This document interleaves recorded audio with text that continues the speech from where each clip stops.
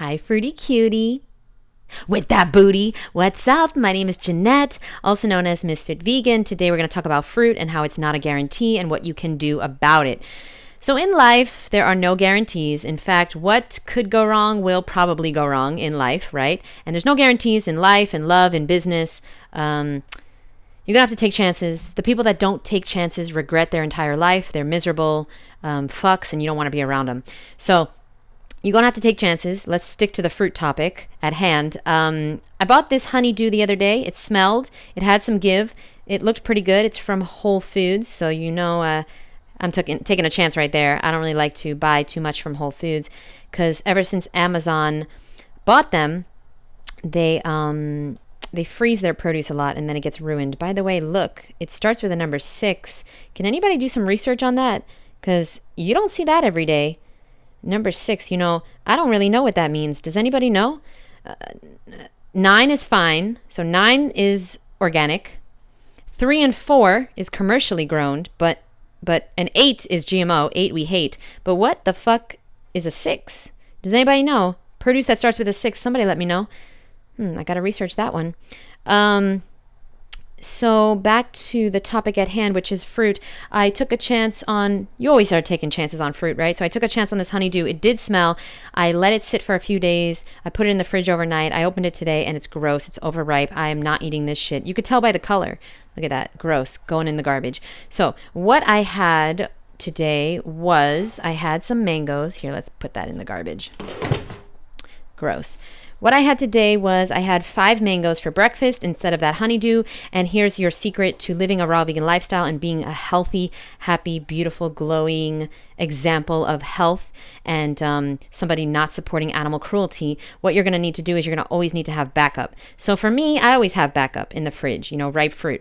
Ultimately, if I have nothing ripe at all in the house, I always have frozen fruit as backup. But when you go to the store, you always want to buy things that are ripe and also buy things that are reliable that you can have as backup. So bananas, freeze bananas, have at least 20 bananas in the freezer for smoothies and smoothie bowls and ice cream. Oranges are always ripe. Grapes are always ripe. Apples will always be ripe. I recommend putting lemon on the apples. It's a game changer. Lemon on the grapes too. The other stuff, the papayas, the custard apples, the mangoes, the black sapote, the sapodilla, things like that, the mame. Okay, these are exotic fruits and you're going to have to wait for them to ripen. Now this guy, to the naked, untrained Fruity Cutie eye, I know you're picturing me naked right now, but focus.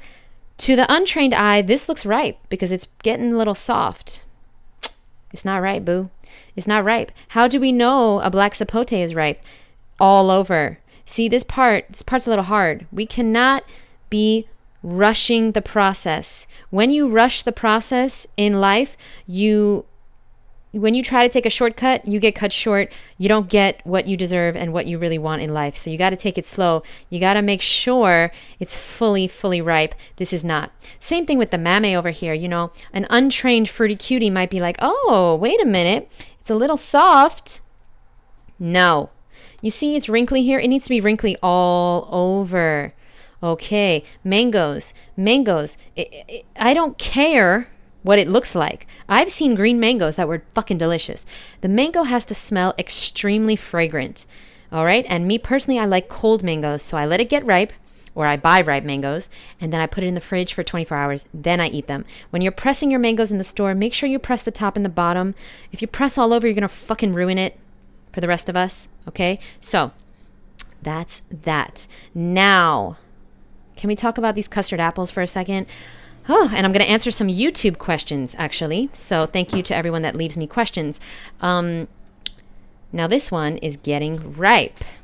Ooh, I'm excited. I'm going to film today. Now this one's getting ripe, but the problem, oh my God, it smells so good. The problem is I'm going to California. So I might have to bring this on the plane, and then the rest of the custard apples, I'm going to have to put in, I'm going to have to give my friend a key to my apartment. I'm going to have to give Awa a key, and she has to come and check on them every day. And when they get ripe, I'm only going to California for 3 days, but I'm leaving my children here, and so somebody has to watch them. So once they get ripe, super soft and dark red, they need to go in the fridge, or else they're going to get overripe. You know, you have to know what you're doing. And if you'd like to learn how to not only tell when every single fruit is ripe, but also how to live a raw vegan lifestyle, I have a new course coming up, the Food Addiction Freedom course. I have a new round looking for 10 women that want to go raw with me, and I'm going to be with you every single day of the process for 6 full weeks. And if you are interested, I'll leave some information below. And let's go, baby. Let's answer. Okay, so I had 5 mangoes for breakfast. Pretty full, so I brushed my teeth, and that was breakfast. For lunch, I'll probably have some nice cream because I don't have a lot of ripe fruit at the moment. I have these 2 sumos, so maybe I'll have those and some nice cream. I see that my papaya is ripening, not fully ripe yet. Might be good by tomorrow. This could be good plain food. Cut this up, put it in a Tupperware. That'll be good plain food. For the plain, I'm gonna buy sumos, I'm gonna buy grapes, and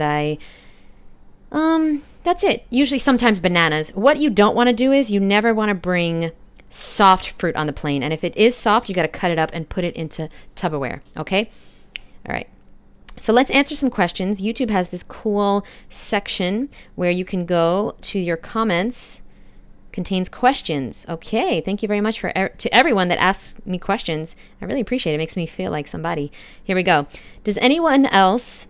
Okay. Girlies Tomboy, love the name.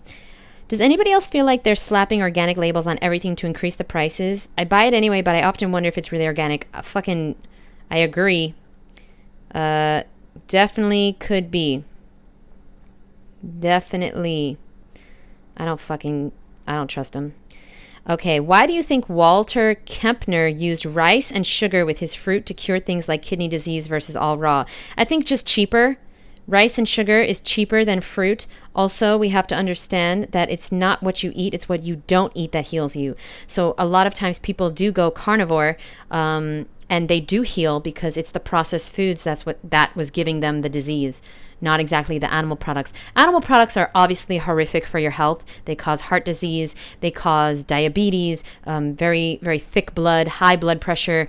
Animal products also cause a quiet suffering in your own body because, of course, I don't want to get too spiritual here, but you are what you eat. And when you eat death and when you eat suffering, when you eat trauma and sadness and fear, it becomes part of your cells. You pick up on that emotion. So you do want to eat as much high vibrational food as possible because the fear and the sadness and the screaming and the torture and the murder of these animals, it lives in their cell tissues. Energy never dies. It just gets transferred to you. So, the energy of the sun, the energy of God is in this fruit. And so you want to eat as much fruit as possible and as little dead animals as possible. Walter Kempner did a great experiment, and he did cure people by giving them sugar and rice. The sugar and the rice didn't cure them. It's what they didn't eat. It's because they didn't eat animals anymore. They didn't drink dairy anymore. Dairy is the #1 cause of cancer. If you don't know, I have a whole entire chapter in my book about it. Check out Raw Vegan Excuses Part 2, baby. Casein in the milk is the #1 cancer causing substance on this planet. So just be careful drinking milk. Okay, you're not a baby cow, so watch out there. Doesn't your diet give you the body you want? Doesn't your diet give you the body you want? No. I lost weight easily, effortlessly in 2011, but I became skinny fat because if you don't work out, then no, if you're sitting all day, you're not going to have the body you want. Trust me. You got to work out. Where is this?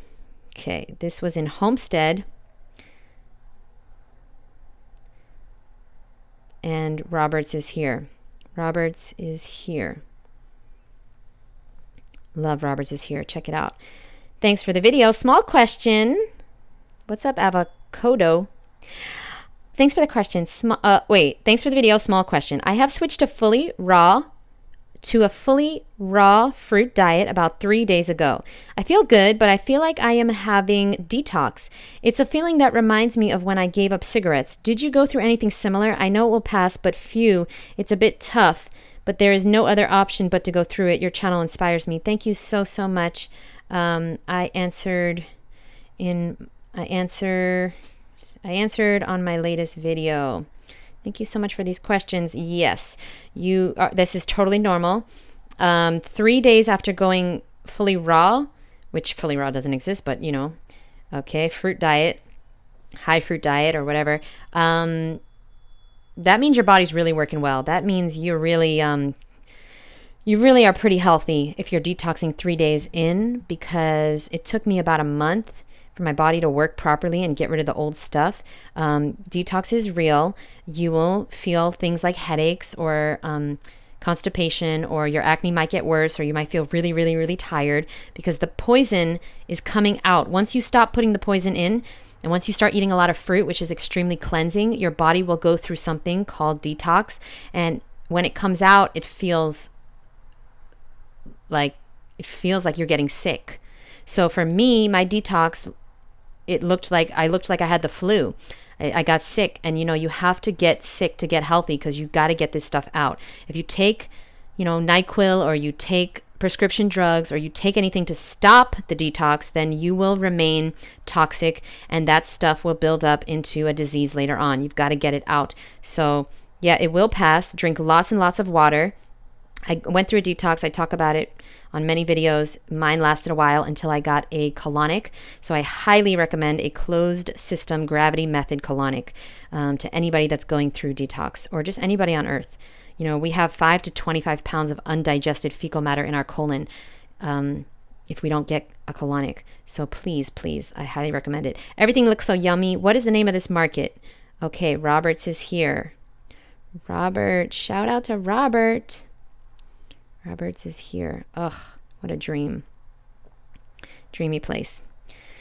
Oh, wait.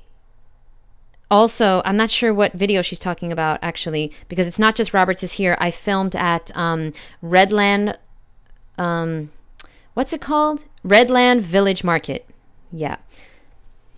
Hashtag 24 hours. Well said about the radiated fruit. Who cares? Radiated is better than processed garbage. Thank you for giving us something. Thank you so much for getting that inverted seal. I see you, boo. Thank you for all your kind comments. Thank you for understanding. My hair's falling out a lot too, but was falling out before I started raw vegan 5 months ago. I hope it will stop. Do you take any supplements meanwhile? No, absolutely zero supplements. I do supplement my diet though with exercise, motivational videos, walking outside. Can't even spell supplements. I supplement my diet with laughing, having fun, only being around positive people that uplift me, that are getting better themselves, that are interested in being better. That's important. But juice sometimes too, but nothing fake, no powders, no potions. Do you have to pay if you volunteer? Yes, I think so. They're talking about the fruit festival. I have nothing to do with it, but my friend Sarah's running it, so call her. I have nothing to do with that festival. When you buy papaya, I know I always see them at the store. They are already green. Do you take them home and just wait for them to turn yellow? No. I only buy ripe fruit. Now, this is a great question, because I always say that I only buy ripe fruit. But the truth is that sometimes I buy fruit that is almost ripe. Okay, so for example, these papayas, like obviously this is not ripe, but it is local, so I wanted it. This, I bought it like this, and it's almost ripe. Okay, it's almost ripe. It is smelling, so it's like, you could eat it today. By the way, it's good to rotate your fruit too. Don't let it just sit on one side. You could eat this today, it would be good, but see, I'm not here on this earth to just have a good experience. You feel me, boo?